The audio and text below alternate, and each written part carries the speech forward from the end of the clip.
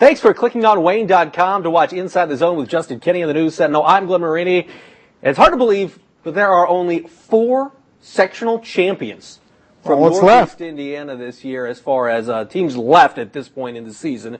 Carroll obviously had won a sectional championship the week before. But 4 teams remaining as far as we go forward in the playoffs, regional championships this week. Let's start off in 5A because this is a really intriguing matchup, a rematch of what we saw last year, although some of the personnel is different. Snider at Westfield. What do you see as being the biggest keys in this game, knowing that last year Westfield came to Spooler Stadium, put up over 30 in a, 36-7? 36-7, yeah. 36-7 win against these Panthers. I think the biggest thing for Snider is they don't have to worry about Nick Ferreira at quarterback. You know, he threw for 287 yards, 4 touchdowns last year. Now he's at St. Francis putting up big numbers for the Cougars. So in that respect, Snider is not going to have to worry about a gunslinger like Ferreira on Friday. The quarterback they have, he can throw, but not as prolific as a quarterback as Ferreira was. So more of a ground attack type game or a team for Westfield this year. So in that respect, Snider's really not going to have to worry as much about the vertical game as they did last year. Westfield comes in. They've played obviously Indianapolis teams all season long. 7-4. Their record maybe a little bit misleading because their conference is mostly 6A schools, but not just necessarily juggernauts in 6A, just 6A schools. Right. But we know that they've obviously played good competition. So how does that prepare them for this? How is Snider prepared, knowing that Snider got the best of Wayne the second time around last week? I think you know that Westfield is battle-tested at least. This isn't a light 7-4 for them. Although you look at it, they were only 5-4 at the end of the regular season, beat 2 NCC schools in McCutcheon and Lafayette Harrison.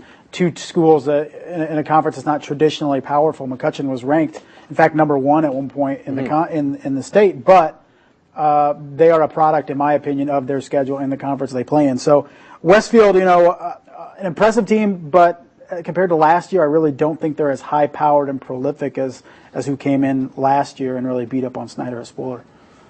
As far as Snider's defense goes, we wanted to see if they could contain Keon Powers. That was the key last week. They got, time to game plan for him from what they saw earlier in the season. They did just that, limited him to 181 yards total last week after giving up 382 in the regular season. So when they found one thing to hone in on, they've been able to do that and created some turnovers late that were key. How does Snider's defense carry that over to playing on the road at a good Westfield team that can put up some points? I think, if Snider looks at the tape of Westfield and says, okay, this is a similar style team that we played last year, they can really compare it and say, what did we do wrong? Because I think they did that with the Wayne game last week. Keon Powers went off on him in week 9, really contained him as much as possible last week.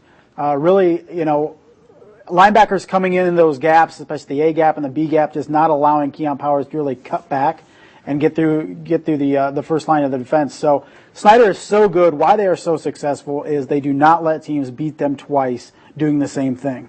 And, if they look at the tape and they say, okay, Westfield is a similar team to what we saw last year, this is what we can do different, then I think that plays into the Panthers' hands. But going back to the fact that Westfield doesn't have Nick Ferreira, I don't think it is as prolific of a passing team as it was last year. All right. What's your final prediction in this one? I think it's going to be a toss-up. I mean, this is, to me, like a 50-50 game that could be swayed by 1 or 2 plays in the fourth quarter. Yeah, it's always so tough to predict, especially teams are going down to an Indy school in Westfield and the teams they have played. They're not in the MIC. They're not playing Warren Central and Carmel and Ben Davis, but at the same time, they're playing really powerful teams.